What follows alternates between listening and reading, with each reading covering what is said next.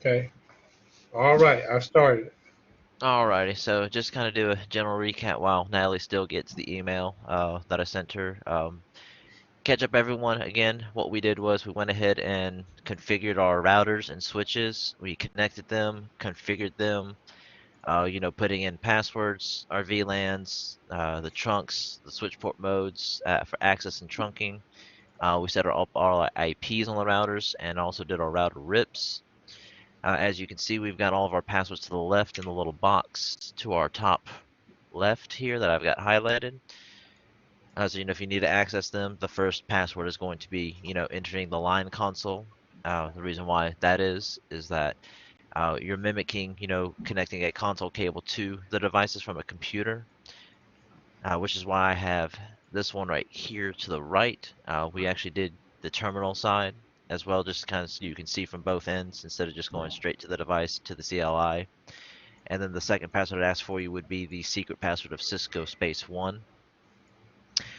Um, so what I went ahead and done ahead of time, I haven't like fully done it, but as you can see, I put the IP addresses to each of the computers. As you see, this one here is 95.95.54, and then 10.5 here, 20.6. But none of the computers have their IPs addressed in them. And then as a reminder of what our serial IPs are, I've also put this here to, just as establish the link that, hey, this is the 98 network on the serial cable here from router A to router B, and this is the 99 network from router B to router C on the serial cable. So what we'll go ahead and do is we'll go ahead and set our IPs in the computers because what we need to do is, test our configurations and our connections. Um, so if you guys can't see that, just remember to the left of the chat here, the little hamburger line, so right below it with a little magnifying glass, you can enlarge the screen so you can see what IPs I use. This is just for my sake that this works best for me. I know others were doing possibly different, but for me, this was the easiest way to, get it to work correctly. So we'll go ahead and take the time and set up our IPs now into them.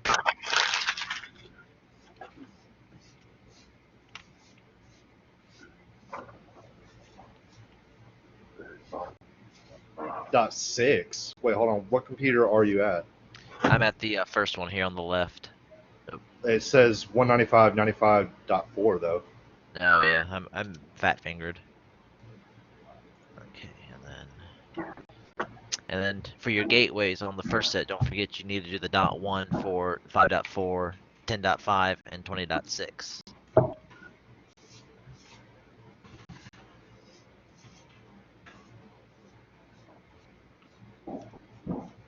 Nat, you got yours up?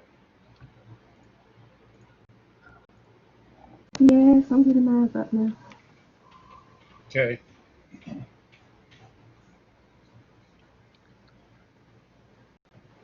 Hey, can I ask you a question, Neil?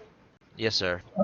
Uh, you're not finished with the routers yet, though, right? You didn't put the ACLs in yet. No, we haven't got to the ACLs yet. As I mentioned on Tuesday. I do the ACLs last because I like to make sure that I can ping from computer to computer, then and it can go through the network and everything. Oh, okay.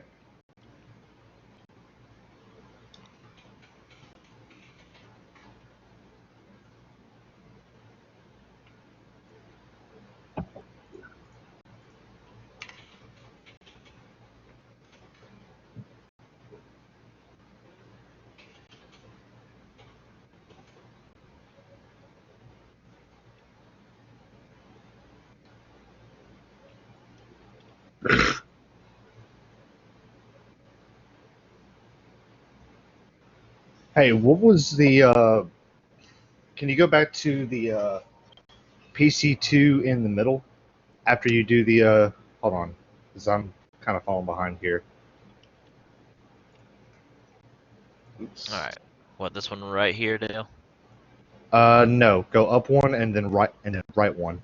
This one right here? That that one. Let's see, that doesn't need to be in there. I need a refresher on what the. I know it's 5.1 for the All right. gateway. So the gateway, the one is on router A. So all of this, see, all of this here is going to be on the dot one network. Mhm. All of these here will be on the dot two Dot two. network, Okay, and then these here are going to be on the dot three network. that's right. Okay.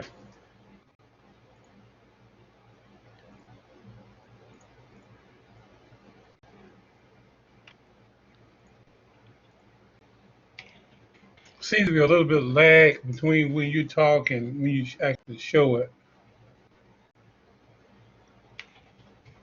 from this end.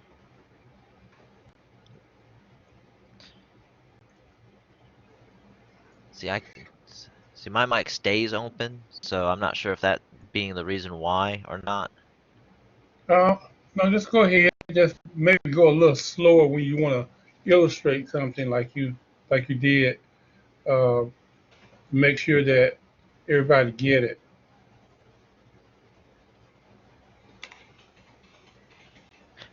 Gotcha, Mr. Martin.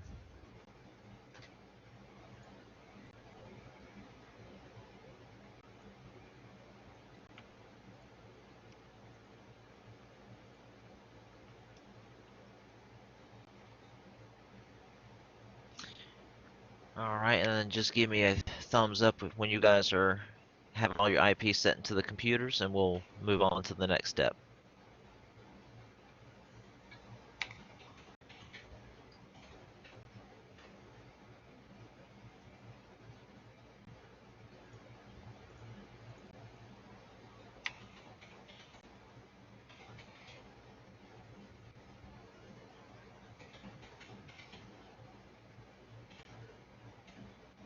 Shoot, I forget what the default gateway is on the last two, on 10.11 and 20.12.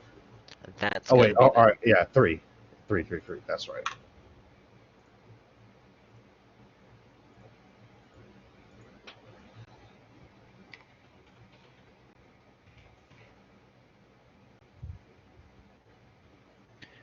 And then just in case you guys don't have to worry about the PC in the top right, which I will highlight, this one does not need an IP address. This one was just here as an example of connecting console cable to a device to console in.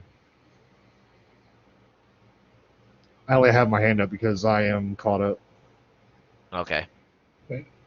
And that PC that you just showed just clearly illustrates how we can use the simulation just like we do uh, in real life. We can take a computer and plug it in from the computer, the RS-232, or we call it the DB9 cable in the back, and plug it into the console, that flat cable, into the router, and we can do our configuration.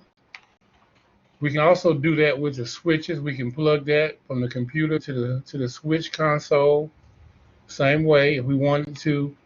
But it's and then when we click on the computer, um, if you would click on that, Neil, on that computer that we do the setup with, Okay. and then we will go to desktop, and then we would use terminal right there, the third one across from the top, and it would give us uh, kind of the same look as we do when we use putty on the real computer. So it's kind of nice. And someone, I think it was Marion, he said, I wish you would have known that from the beginning. But, the CLI just makes it easier, but you get the same response from the CLI as you do from doing it this way. Okay. All right. All right, then just kind of do a check. Billy, Natalie, how are y'all coming along? I'm good. Oh, I'm coming along. I'm following. But you have all your IP set in, or are you still working on that, Natalie? I'm still working on my IP setting. Okay, not a problem. Patience is the key. Mm-hmm. Sometimes a lot of what I don't have. You'll learn. What they said, ball sense. Sometimes you don't buy it again, but pay a hefty price every time. Yeah.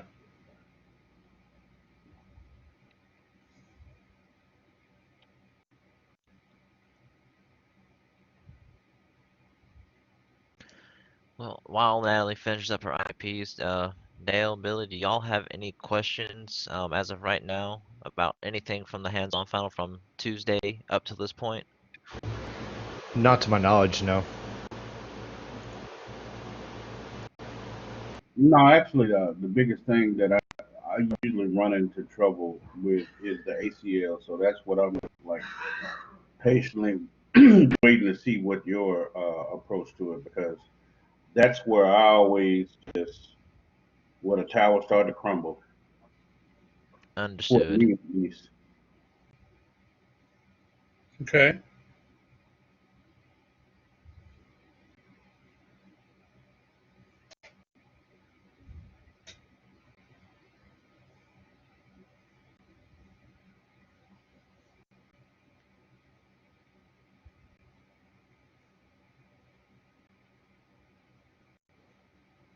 Well, he said he'd do those last. Yep. I mean, again, that's just my preferred method. You can do that however you like, whatever order.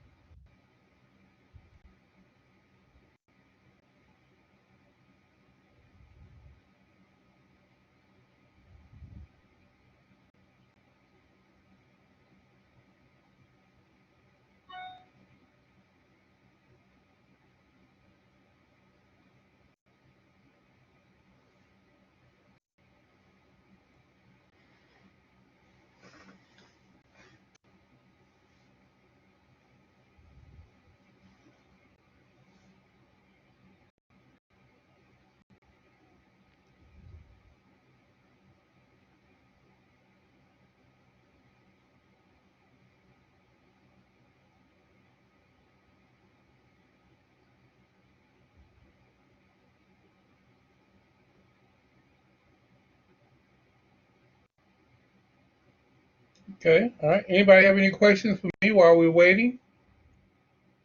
Or I do not, anybody? sir.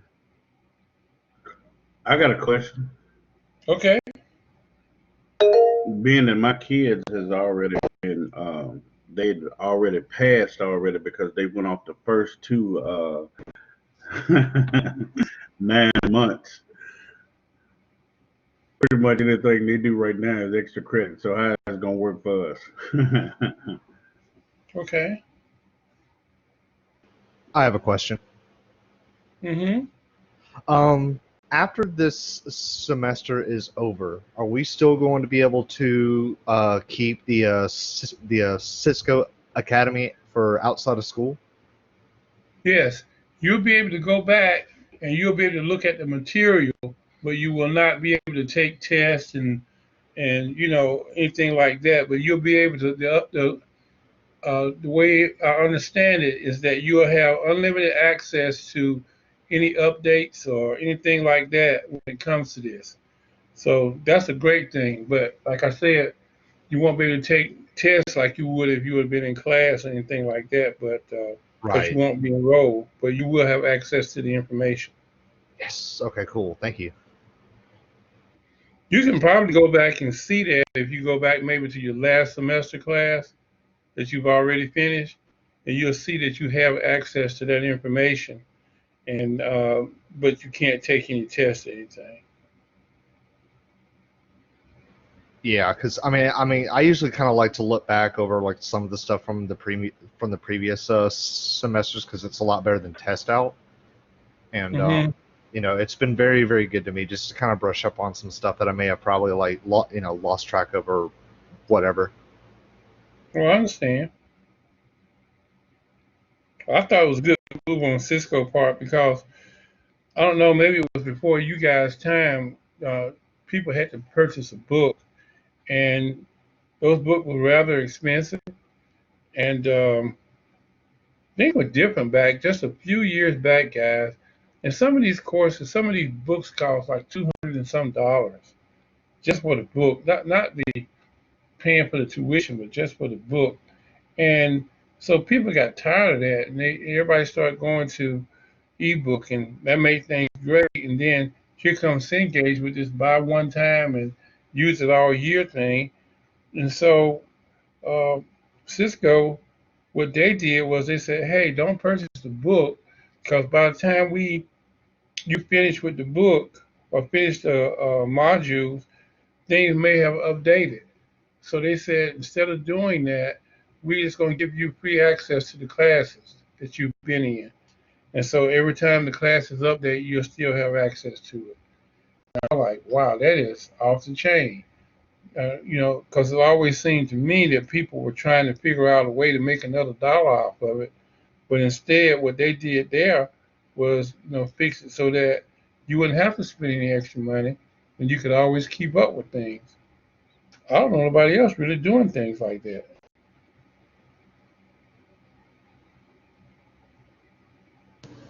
Okay, I'm all caught up, guys.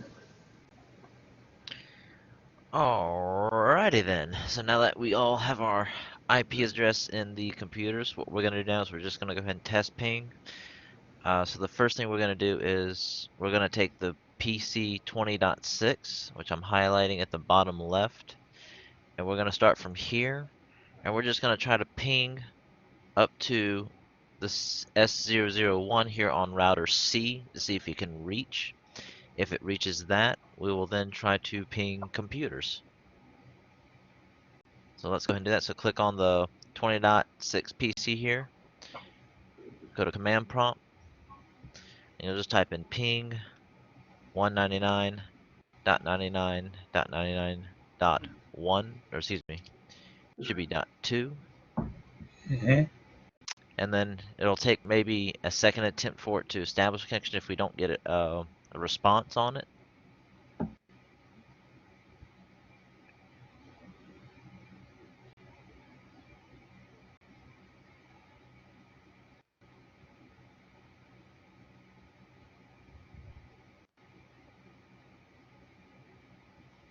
Alright, just do a secondary ping just to make sure, and there we go. As you can see, Packet Tracer has a delay the first time you do it. Sometimes you might get it towards the very end, and there are many times where you have to do another ping just to make sure, just to see. Now, if we would have gotten request timeout a second go around, then that would have indicated possible issue with some configuration. But we've established that we are going from the 20.6 PC, which I'm highlighting down here, and that it's traveling through our trunks from the bottom switches all the way up Bless and you. around. Thank you. Yep, bless you. All the way up and around. So basically going from every single switch, basically following the path right through here on this trunk line. I know I'm highlighting the switches, but it's following that, and then coming up this way. That's how it's traveling, if in case you were wondering. But now that we've established we can ping the serial port on router C, we'll go back to that same PC we were pinging from, and I'll just let you guys just start pinging a PC of your choice. It doesn't matter. We should be able to get a response. So what I'm going to do is I'm just going to go ahead and ping 195.95.5.4 and see if it'll travel through my serial links now from all the routers and come back down to that switch on router A.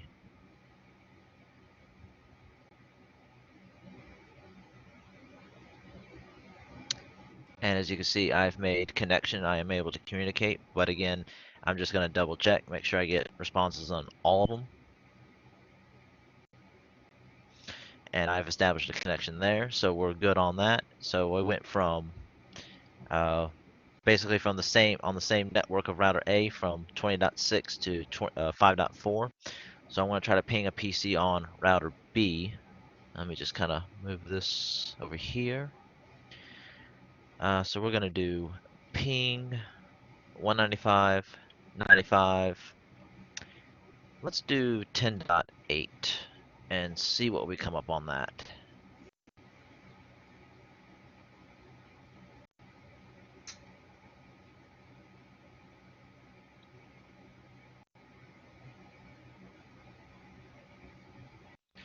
All right, 2 request timeout, and then we started getting replies. So again, do a second time around just to make sure. And have established a connection there, so I'm able to communicate on the B network now. So let's do one more ping, and we'll do one computer on the C network, or on router C, I should say. My apologies. We'll do 20.12 this time.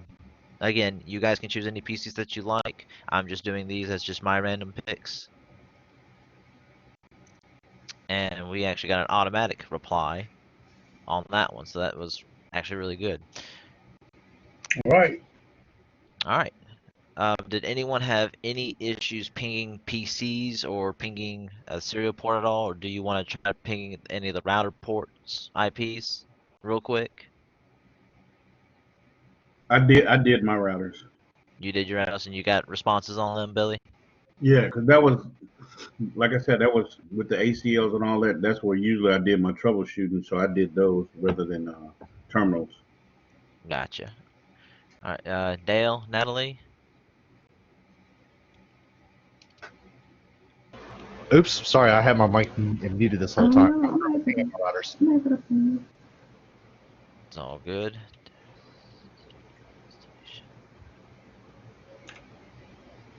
All right, well, if you guys didn't have any issues, we'll go ahead and move on to the next step. So what I just did, if you were kind of watching the screen, if I remember correctly how Mr. Martin has, the diagram set up, we have our source computers, which is the bottom, basically the bottom computers, which would be the source, all of these here. Yes. I just put a little tag that says source over there so that you could see. And then we have our destination computers, which is basically going to be the top row here. Now, the reason why I did Right. that, if you guys remember, is that this is for the ACLs that we have to do. We're going to be doing extended ACLs on our routers. So just to kind of recap on extended, the ACL numbering for that is 100 to 199. Standard, of course, is 1 to 99. The extended works on an inbound interface of the port. So we're going to go ahead and come up to our router A on the top left router. We'll go into the CLI.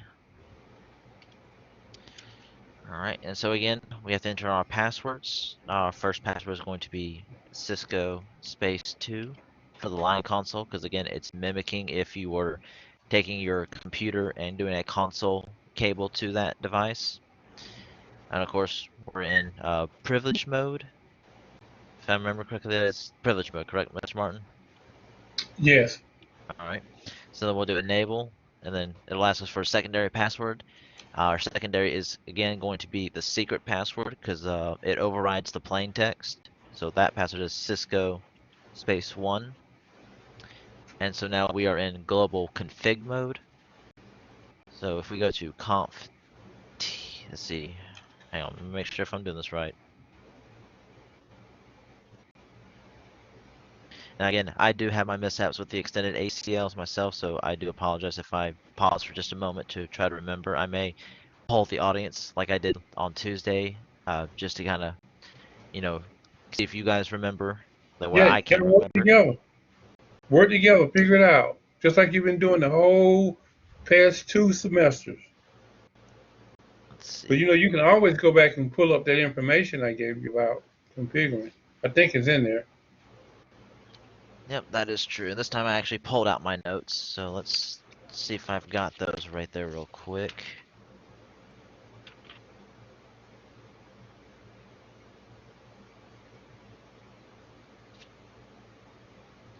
That one does not have ACLs. I think I have it. You Yeah, should it's in just, there. yeah, okay. You should be able to do enable conf t, and then it's access dash list 100 deny IP host, and then we're gonna do the source. We're currently on the source. No, wait, no, we're on router A. And so, Oh yeah. Okay, so the source we're gonna do 195.95.20.6, and then we're gonna do host, and this IP is gonna be the destination. which is going to be 195, 195, or sorry, 195, 95, 5.4, and we're going to hit enter. And then the next one is going to be access dash list. Wait there, you may be going a little fast, man. Oh, yep, and Is then permit. everybody in with this? Is it going too fast for you, or is it okay? It's good with me because I'm now remembering how to do it. And also, let me take a second to say, it's not the ACL setups that I was speaking to you that you could refer back to. Is, I got two or three things there for you, right? And under the content and assignment area, and it's under the one. I think it's called like the cheat sheet one. I was trying to think. Let me go back and take a look at it just for a second. Um, Cheat sheet the two. one that has everything in it. I think it's under,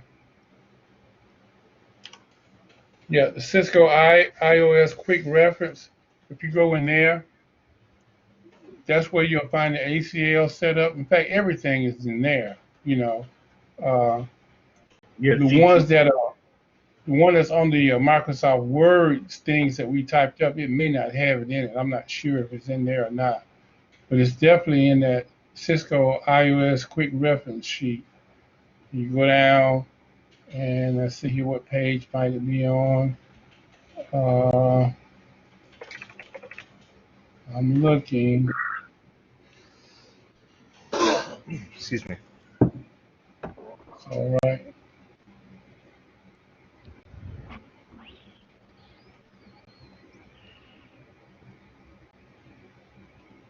Well, you guys can go on. When I find it, I'll let you know. Alrighty. Well, again, props to Dale. This is the start of the doing an extended access list because I was honestly drawing a blank because I didn't thought I had my notes on me. But thank you, Dale, for putting this out there for us. So as he said, your first line is going to be access dash list space 100. You're going to deny IP host, which is the source, and in our case, we're just typing in the IP address. So you'll do deny IP host 195.95.20.6, and then you gotta from reaching the destination IP. So you'll do host again, and then space 195.95.5.4. You'll hit enter, and then after that, you'll need to be able to permit any other IPs to go through. So you'll do access dash list 100 permit IP any. So we'll do that. So we have now created our access list, and so we need to put it on the port that it's going to go through. And I do believe that we're going to have to put that on the gigabit 0-2. Right. So we do interface or INT G0/2, and then it's I think it's access Group. dash. Oh, no, it's not that. Dale, do you So, have your notes for that one? so let's get a little clear understanding. So the list tells what's going to be permitted and what's going to be denied, and the group tells you where you're going to put it. Is that correct? That's right. Yes, I have it. Okay. So, if I may, okay, so we're currently in the interface G0/2. Yes. I believe it should be IP space access dash group 100N. Mm-hmm. And then after we do that, we should be able to just do end, if I'm not Yeah. mistaken, because Yeah. now we are pretty much enabling on that port that access list, and then you should just be able to do end END on that one. Yep, I do believe you are right, and let's just confirm that. So Now let's the just do, access group number should be the same as the access list number, right? Right. yep. Yes, sir. Yep. Okay. So just to IP access dash group. And what was your list now? Was it 100? 100. Yes. Yeah. Now, the information about access list that I was telling you about too is on page 4 of that uh, iOS. What did I tell you it was called? Uh, iOS quick reference sheet. So if you go there, you'll see it there. It's on page 4, the last page. Okay. Thank you, Mr. Martin. All right, Okay. and then to verify that we've got everything correct, go ahead and type END. So we'll go back to privilege mode and we'll do a show run. And this will also show us everything that we've got with our passwords that are in. You can see the enable plain text password Cisco and then our secret, which is encrypted. So we'll just kind of hit the space bar. You can see our IPs that we've got set, our router RIP. And then as you come down, I'm going to highlight it here. Here's our access list that we put in. And if I'm not mistaken, if we scroll back up just a little bit, we can see on gigabit 0/2, I'm going to highlight it, that we have our access group right here. So we have established that our access list is turned on and it's enabled. So now we're going to go ahead and test. So we'll come down to the bottom left PC. I'll highlight it here. You'll start from here. Go to terminal. No, excuse me, not terminal. My apologies. Command prompt. And you're going to try to ping the destination of 195.95.5.4.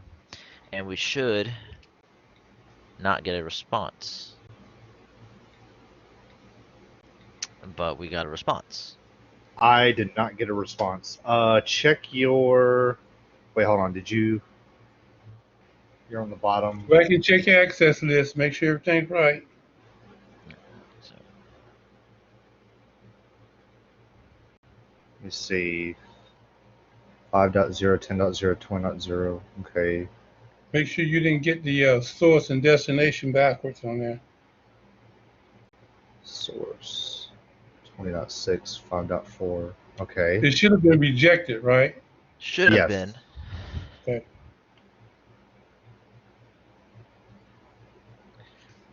Let's see. Access list 100. Deny IP host. 195.95.20.6. So which one comes first, the source or the destination? I got the same thing he has, but I don't have, but I'm getting a destination host on Breachable, so I'm trying to see Okay. what he's got. Try to ping it one more time. Okay. All right. Go ahead. Oh well. Good. Good. Okay. Let's Let me see. see. Mr. Martin, kind of going back to what you was asking, shouldn't it be the one that's closest to the? I forgot the word.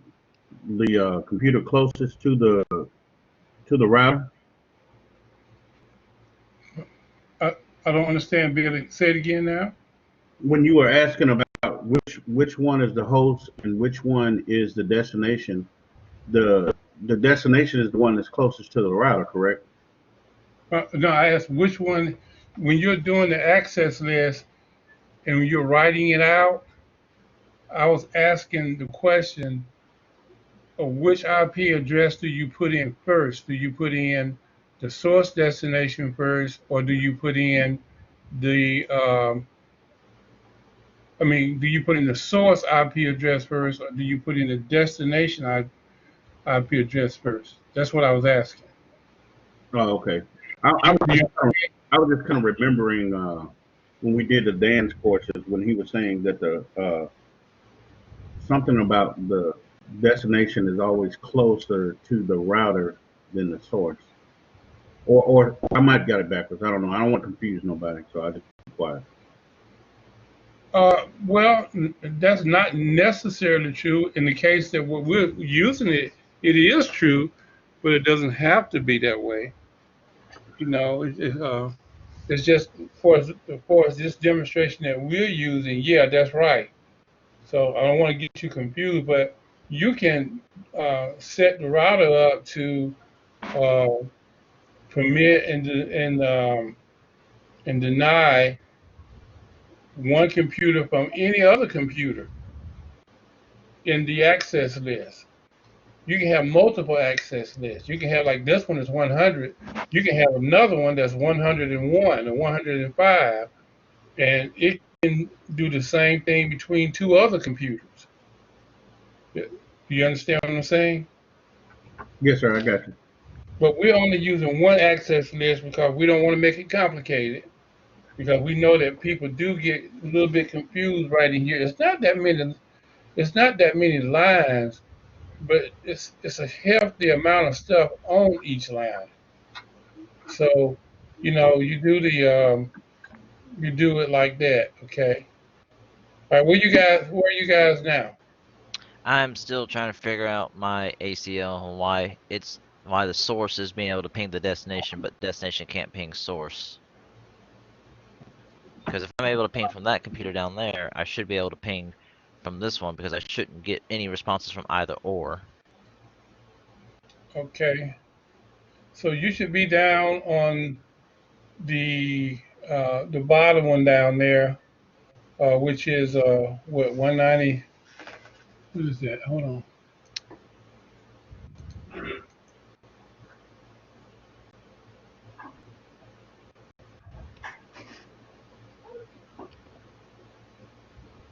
Okay, 20.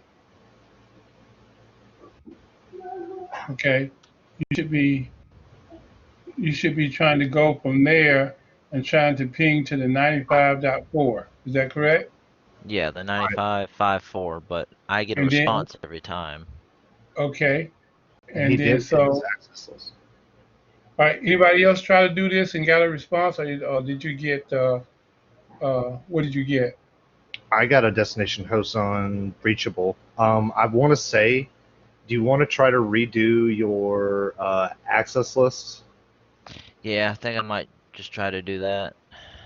You're Hold gonna on a have to minute. go. So Okay. first, wait. Here's what you want to do first. Go back and check your settings on everything and make sure that they're correct. Because if they're not correct, you can do the access list all day long and it still won't work. So Yeah. go back and check your settings on the two PCs that you're dealing with right off the bat. Let's start at the 95.20.6. Let's look at that one. Ah, the IP Ah, address is 20.7. yep, that's what it was. Okay. So do Alright, you see what I was saying there? I don't care how much you would have changed the access list. If those settings were not correct, Right. then it would work. Okay. You have six there, but then Bam. at the same time, internally, you have it as a seven. So it should work now. yeah, because I got a destination host unreachable on that computer. Now I should still get the request timeout. Right. There you go. Alright, so we can run an error, so that was good for, review, because I couldn't find it there for a second. Okay. Does everybody else get the same thing, or do you have a problem? Now's the time that you can share this information here. I made everybody presenter, so if someone has a problem, we can get Neil to pull his down, and then let you pull yours up, so we can figure out what's going on with it. Anybody else have a problem with this? Billy, is yours working? Billy, you there? I'm gonna step away for a minute. Nat, is yours working? Yes, mine's working. Okay, great. Okay. All right. See. Well, just go ahead and move on. Alright, so we'll go ahead and move it to the next router, router B, which is the middle router here. So we'll go into that. And again, same passage as we did on the router A. You're gonna do Cisco space 2, get into privilege mode, Oh, hold on. enable. Sorry, I'm catching up. Okay, that was. Sorry. Shoot. All right. That's okay. Alright, so we're in router B. We entered in our first password, which was Cisco space 2. You did enable, had to enter in our secret password, so it's Cisco space 1. So we're now in global config mode. So we'll do conf t. We'll start our next access list 100.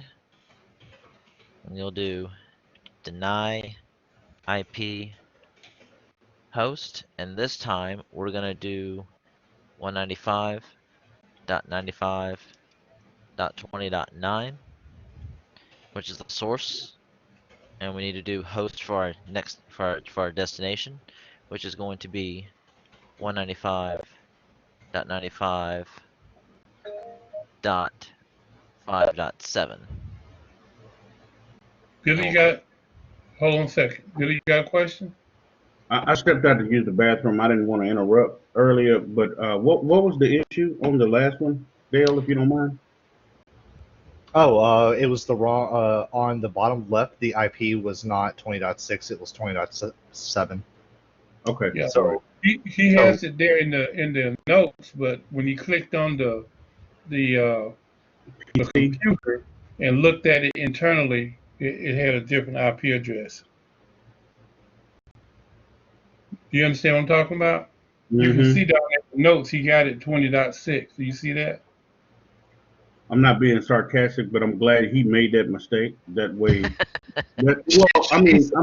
I'm saying for a mental note, that's another how far back we needed to go and check because it's been a while since we did it, and that'll help me. Yep, Well, I was I asking understand, too, Billy. Billy. I was asking too, Billy, did you try yours and is it working? And if it's not, we can put it up here and we can all take a look at it and work it out together. No, it's working. No, Okay. All right. I was just wondering why his. Well, it was denied. I was just wondering why his was working because I stepped out to use the bathroom. Okay. No problem. Sorry about that. Oh, you're good, Billy. It's always a good question. We said you probably stepped away for a minute, so we moved on. So, all right. Go ahead now. Yep. Billy, so what we did, just to catch you up, we moved to router B, and we're starting the ACL configuration on that one next. I haven't gotten too far. I'm up to that point. I'm up to that point. You're at the point. Okay. So we'll go ahead and keep on moving. We're gonna go ahead and do our access list 100. I just hit the up key and just backspace all this. So access dash list 100, and this time we're going to do permit IP any, just like we did on the router A. And you'll hit enter. So again, we've created our access list. Now we got to go ahead and enter it into our gigabit 02 port. So we'll do int for interface g0/2, and we'll do IP access group, not list, but we're gonna go with group. And the same number that we used for the list is gonna be 100 and n. And we'll hit enter. And once we do that, we'll do end. And just to make sure everything is showing correctly, we'll do a show run. And we'll just kind of hit the spacebar a couple of times.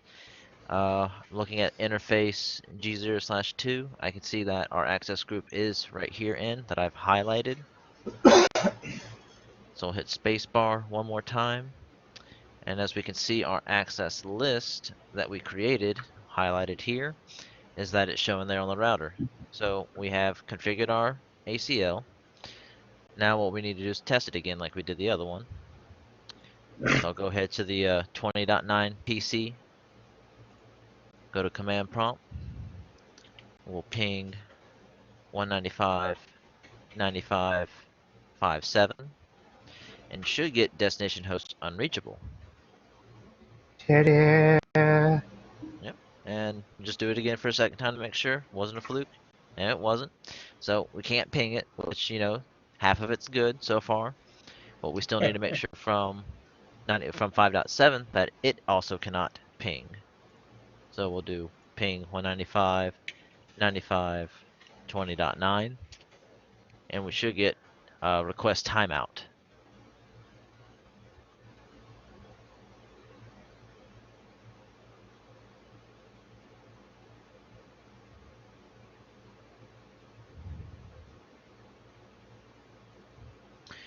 All right, and we got it.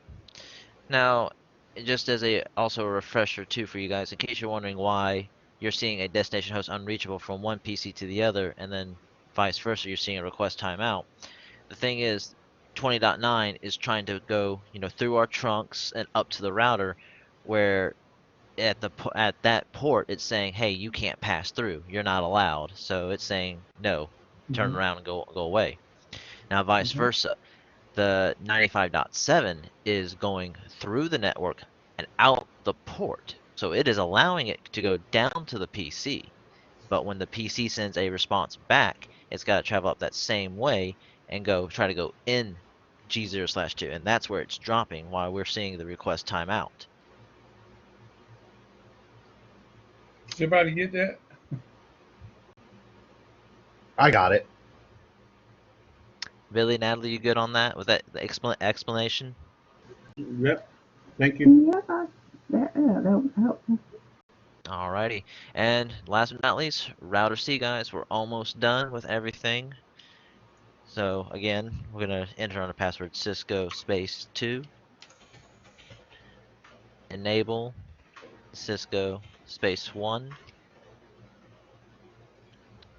conf T,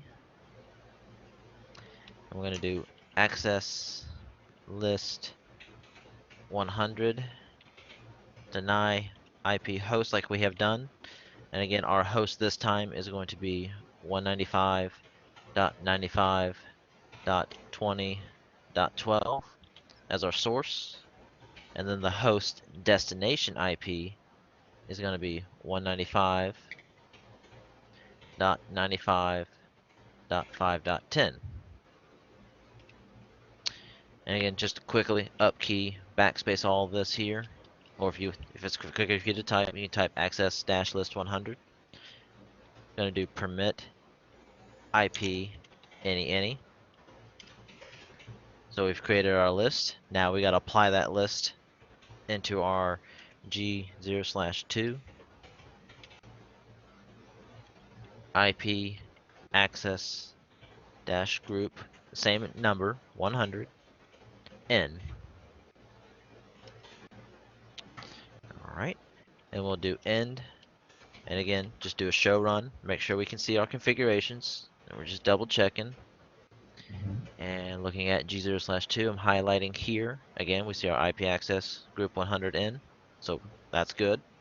Hit space one more time. And we're highlighting our access list.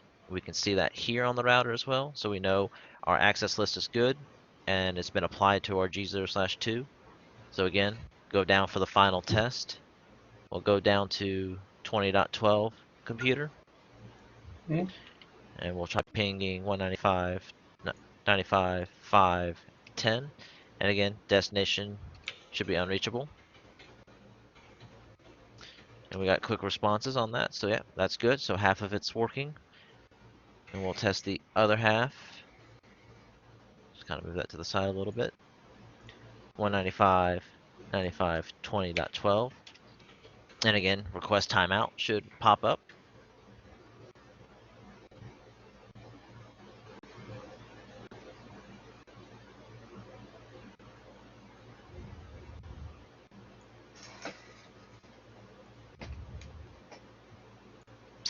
And there you have it, folks. It looks like everything is working. So just to kind of recap before we finish up everything, what we did starting from Tuesday is we placed down, one of each switch, a 2960 and a 3560, and one router, a 2911. We set up our passwords into them for plain text and secret, our line console, our line VTY, and line aux passwords. We went over back, setting up VLANs, setting them up for access and trunks. We then went and configured our routers, setting in our IP addresses to the proper ports and serial ports. We created a router RIP, which connects our networks. We then went ahead and placed our PCs and put our IPs on those. And, we did copy all of our devices as well, so make it easy. going back, once we configured one switch like the 2960, setting up passwords, VLANs, and so forth, Oops. we Crap. Sorry. I was showing what I had. What is It's that? it was supposed to be a file, just a picture of what I'm currently looking at, but I was not expecting it to interrupt Neil. I'm so sorry about that. It was oh, a you're file. okay. I'll switch it back over real quick. Okay, I'm so sorry. Please continue. All right. You're good. You're good. So once we put all our configuration to switch, we copy pasted the same switch over 2 times. Same with the 3560. Once that was fully configured in, we copied it 5 times, put it in. Same with the router, copied it 2 times, and then we connected it. Establishing our trunks between the switches, our straight throughs from switch to routers and PCs to switch. We then tested our pinging before implementing ACLs, and then our final step was implementing our ACLs and then testing that. With that being said, does anyone have any questions about any of the steps that I went through at all? Or was my madness method a little bit simpler to follow? Maybe change yours up a little bit? However, just some thoughts, feedbacks? Well, my feedback is I think you did an excellent job. I mean, It you was great. explained everything down to the T, hey, uh, man, I can see you being a teacher one day. Yeah. And unfortunately, I don't think I'll ever go for my master's to be a teacher. Well, hey, you know what? I thought that too when I was younger, but look, here I am now. So you never know. What insists on being a master? I mean, I know you have to be certified and like all of this stuff, but don't you have to learn like a bunch of other stuff too in order Well, to make it? there's no. Here's the thing: is that there's a governing body called SACS, which is the Southeastern Conference.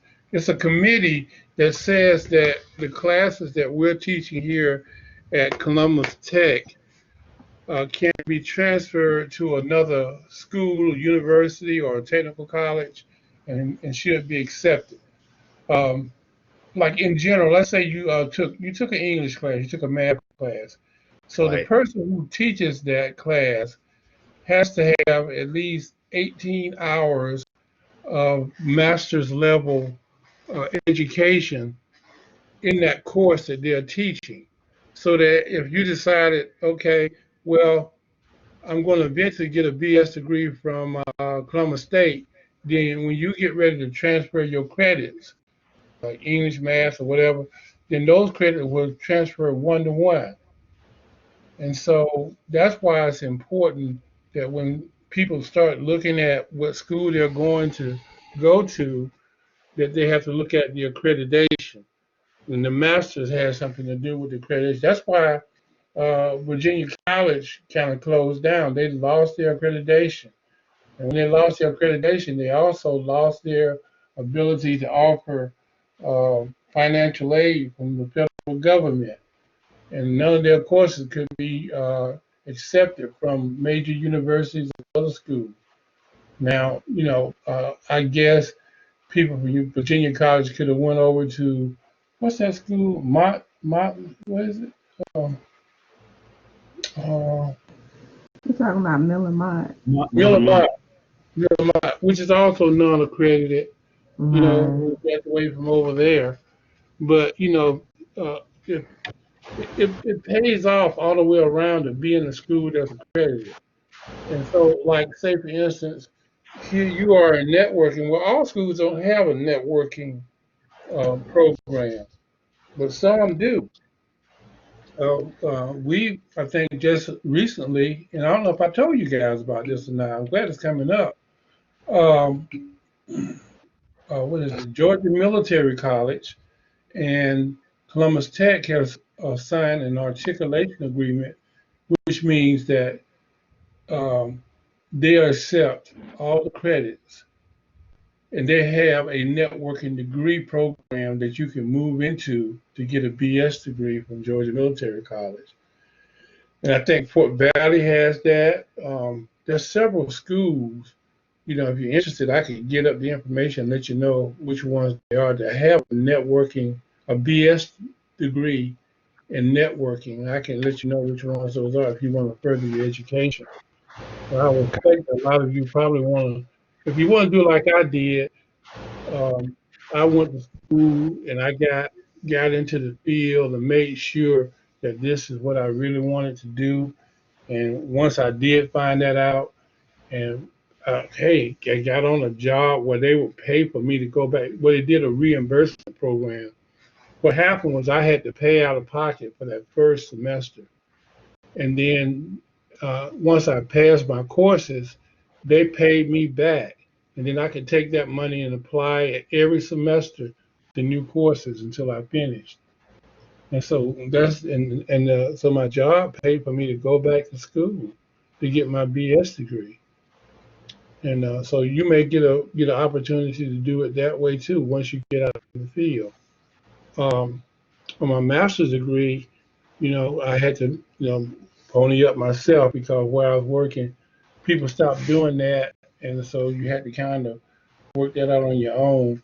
And actually, I thought about didn't think about doing it that much until a friend of mine told me that they went back, and when they went back, I thought, maybe I should just give it a try and see, do I want to do it? And I did, and now it's paying off. But I never would have thought once I first came out of technical college that I would be doing what I'm doing now. There's some history in that, and saying that first I went to school, I started out just like you guys. And so I think that's what makes our connection so special. It's not like, I was born with a silver spoon in my mouth and had it made and somebody, no, I started out in technical college, come from a very poor background. And, but just like you guys are attacking this stuff and learning it real well, you can get a great job. But you got to be willing to step out there and give it a try. Don't be afraid. You'll be surprised once you get out there how much people will respect what you already know and will be glad to have you as part of their team. Some of you may be thinking, oh man, I'm not sure I know enough to get out there and warrant people to pay me. But boy, when you get out there, you'll find out, yes, you do.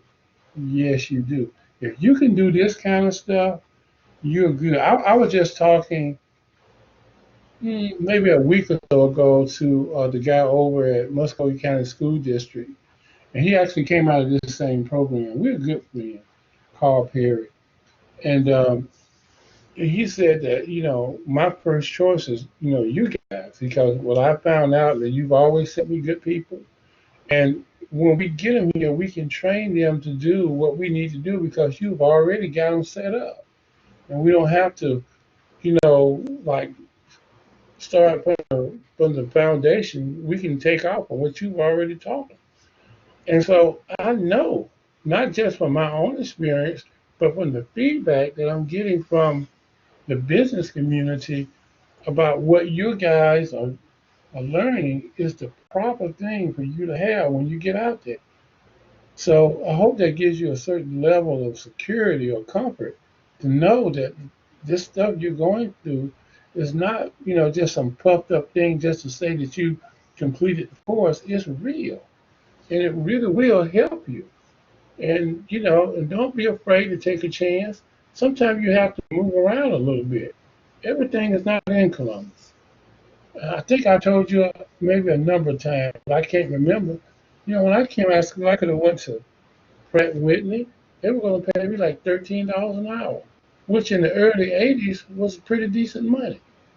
But I also had a job offer in Opelika, Alabama, which wanted to pay me $22 an hour. I took the job in Opelika.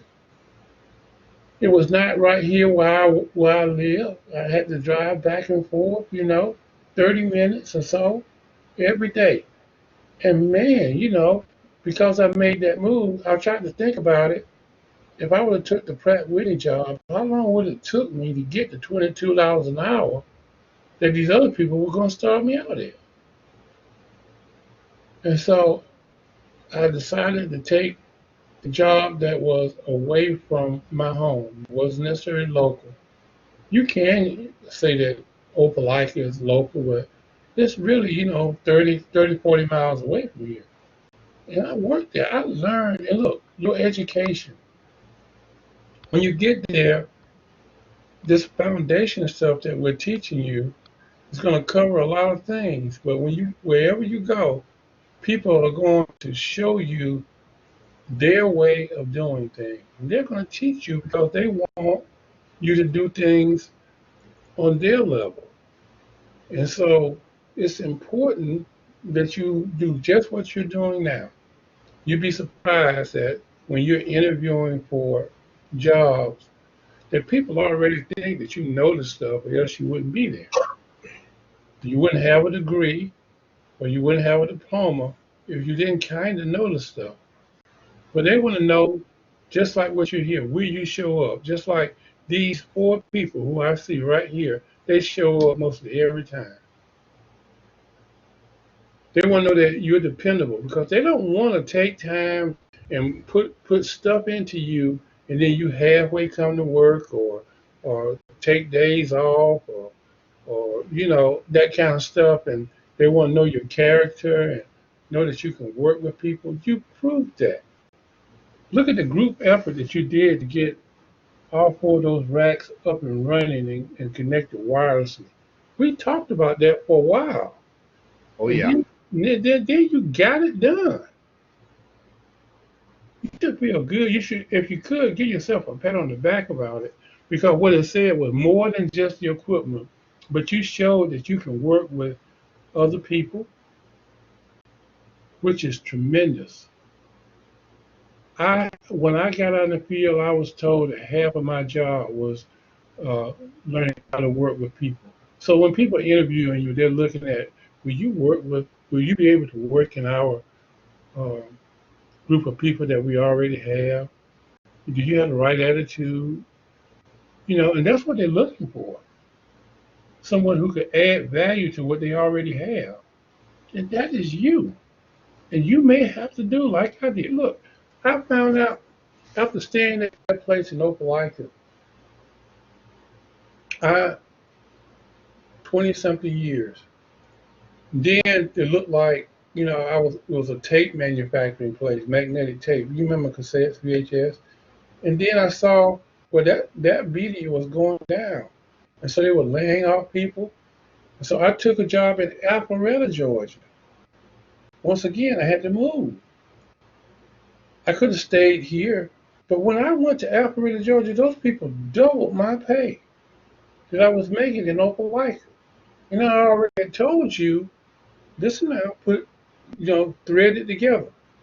Pratt Whitney was going to pay me $13 an hour to start with. These people will start me out with 22. I was making almost $30 an hour. Those people, when I moved to Alpharetta, doubled my pay. There was no problem to them at all.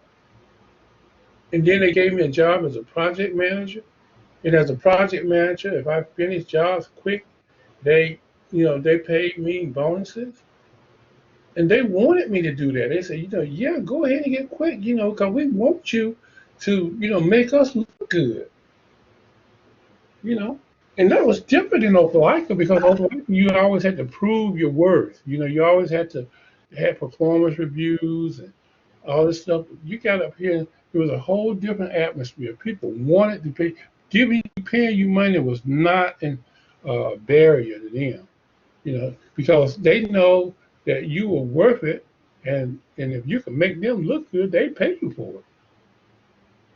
Here in this area, I would say that my technical college background has paid off more for me than my bachelor's or my master's degree. I have two master's degrees, and people still ask me to do stuff for them based on my technical college background. And not only that, but I've been a lot of places. I told you about it.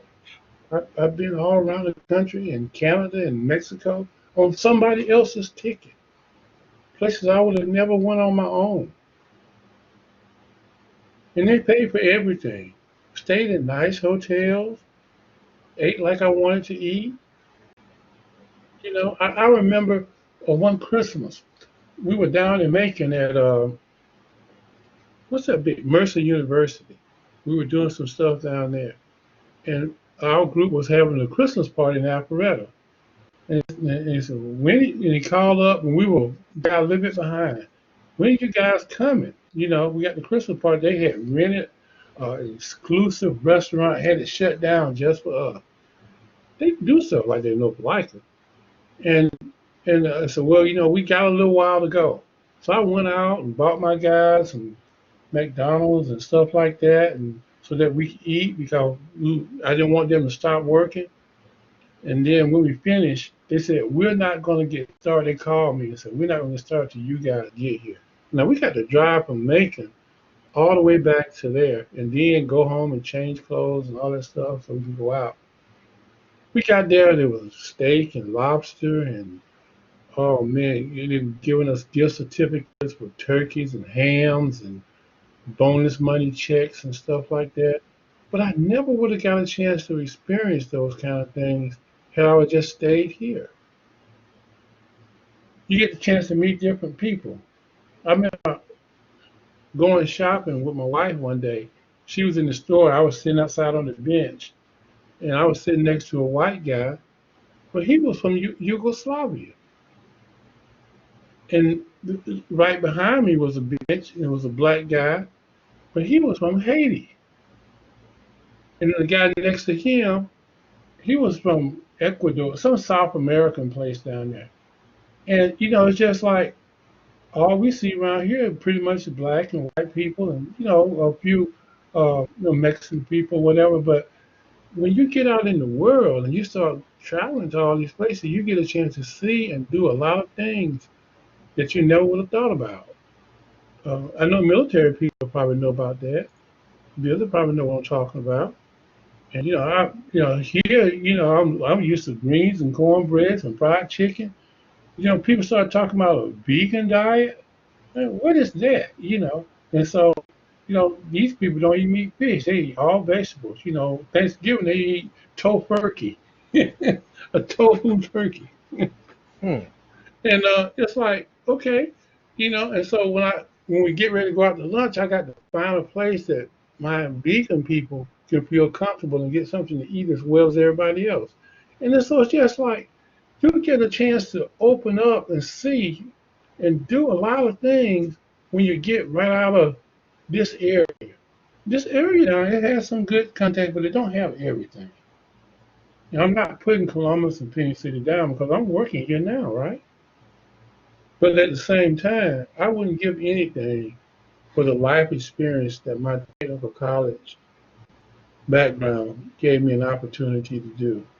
It really made me who I am. And, all the tales and stuff that I've told you about like that, oh man, it's just been great.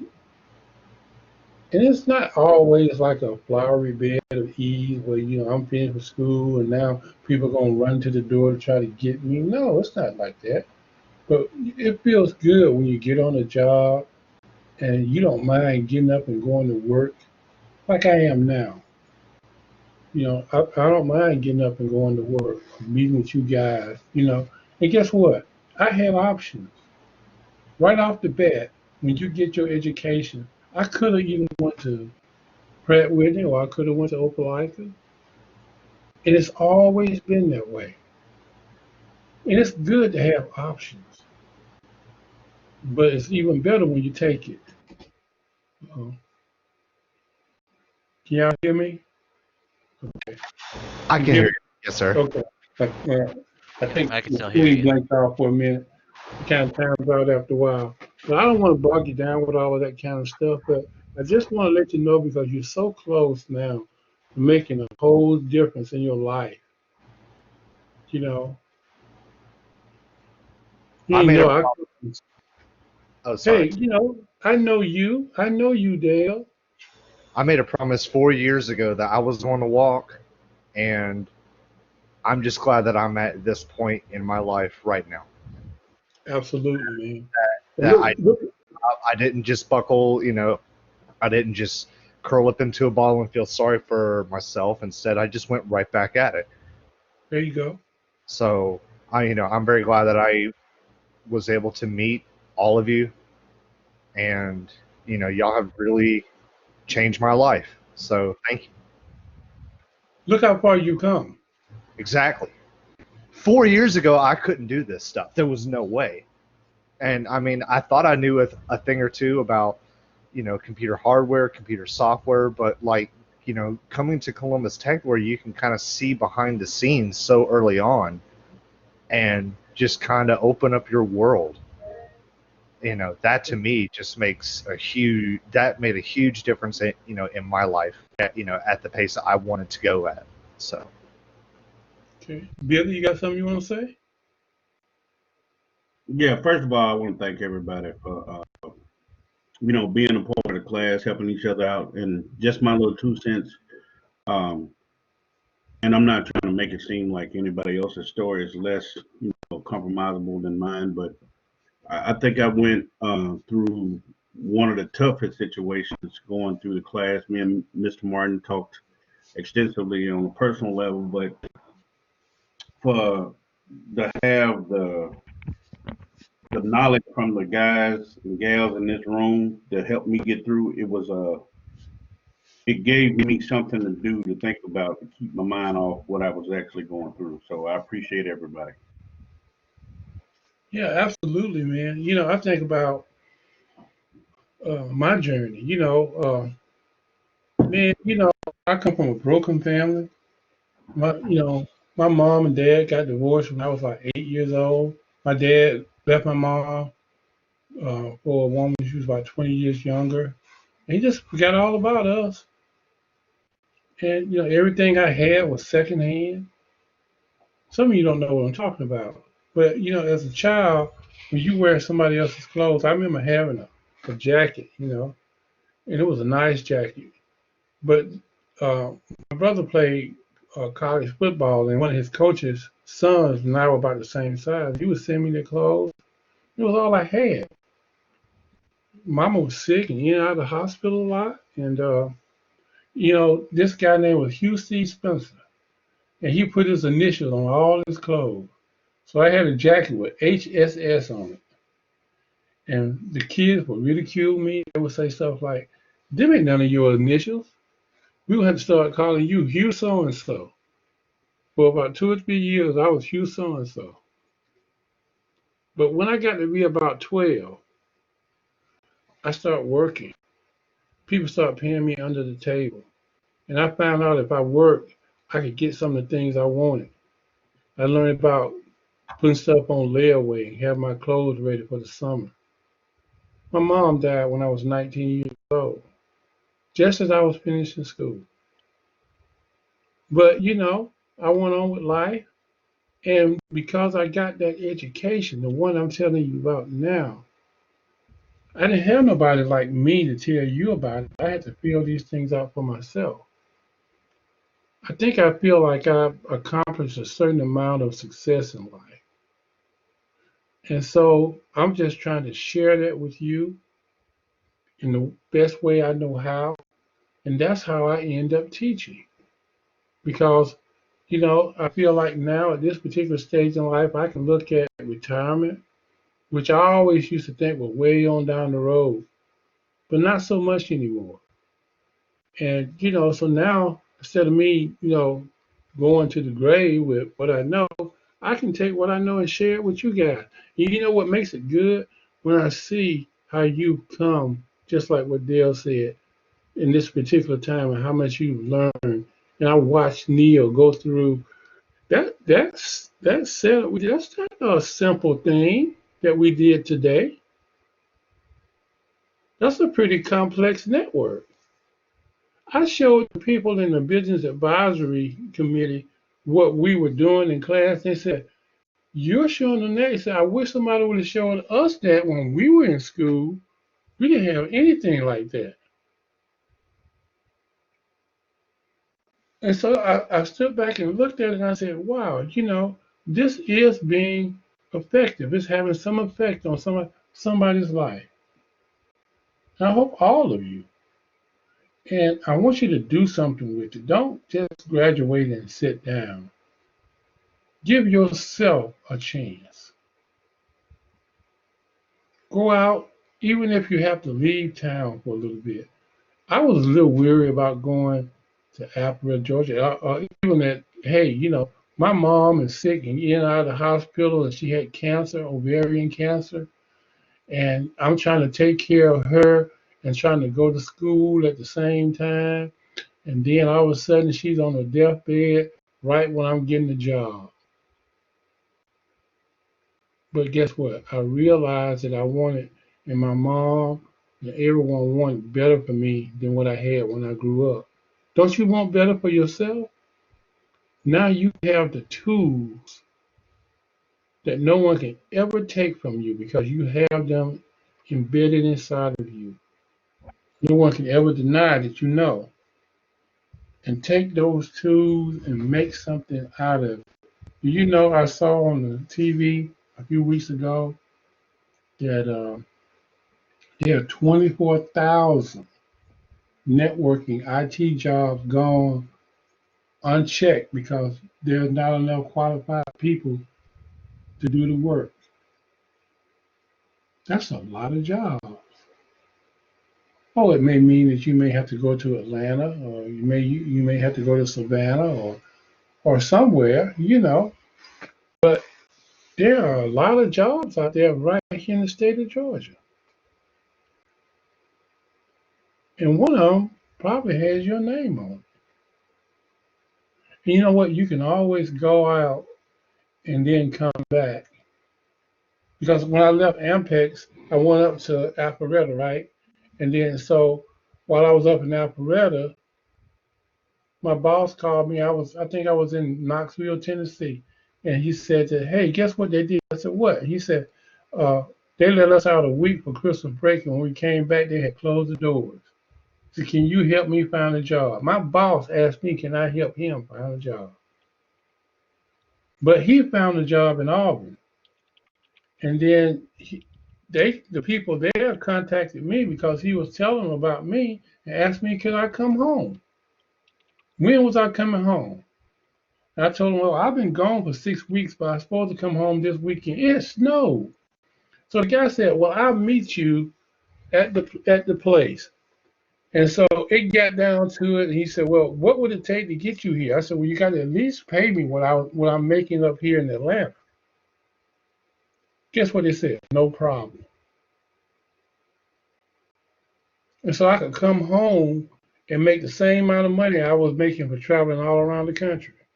Now I missed my bonuses and everything, but the comfort of just being able to come back and forth to the house because I had a condo up there and we had just built a home here, and I was leaving my wife up there in the condo, and she said, "Well, I'm just gonna go back home and live in the house, because you're gone for a whole month at a time. And so, hey, things will work out, but you got to give yourself a try."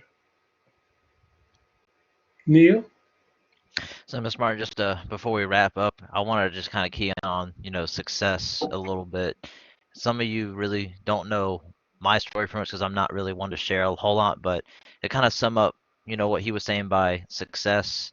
I actually came to Columbus Tech many, many years ago, and I'm sure Mr. Martin will remember this one teacher, Mr. Futima, when Mm-hmm. they had once had the website design program there at the school, and I originally was going for a diploma at the time. I was probably 2 semesters out from getting that, but had an accident, a real life accident to my knee, and dropped out, and I didn't finish. Long story short, with that, I pretty much went job to job, and then ended up moving to Maine for 5 years. Came back to Georgia and went straight back into school because I said to myself, if I don't get an education or at least a degree of some kind, I won't make it in this world. Pretty much is what I was telling myself. And I was just only going to go for one. But when I saw the pathway to all the degrees that Columbus Tech had, I said, well, why not just get them all then? There are only just a couple of class difference. Success for me was realizing at myself that I needed to grow in a way. So it took me moving away from Georgia to realize that. And I'm not saying everyone has to do that. It works better for some people, some it doesn't. But for me, for success, it was not only just getting my networking design associates and technical studies, but it was also getting the other associates, for IT professional, computer support, a certificate as a computer forensics and investigation. And then on top of all of that, being a part of the organizations like National Technical Honor Society, Georgia Student Government Association, Phi Beta Lambda, and, just being members or local officers, and within some, and then becoming state officers for NTHS and student government. So, success comes in many different forms and ways. And, Yes, being able to share that with people, you know, it try to help motivate people to see like, yes, there are dark times. We'll see more dark than light, but once you find that light, it outweighs the darkness by so much that you just look back and just like, why was I worrying about this? And don't get me wrong, I still worry. I still worry about that. I still don't have an IT job yet. I'm still working my current job, trying to make the best of things now because you can't move on without having something in place. But I know sooner or later my time will come, just like y'all's will. If absolutely. but I just kind of wanted to share that real quick. That yeah, the whole having life experience things happen, and for me it was like I said, moving away to Maine for 5 years and leaving behind family, friends. I left behind a lot of things, but it took me, I'm going to say, running away from a lot of things to realize how dumb I was. And I had to come back and face the facts that I had stuff that I still needed to fix before I could move on. Okay. All right, guys, it's 11 o'clock. I got a advisement session here that starts actually right now. So if you guys want to stay on and talk, that's fine. I'm gonna close this recording.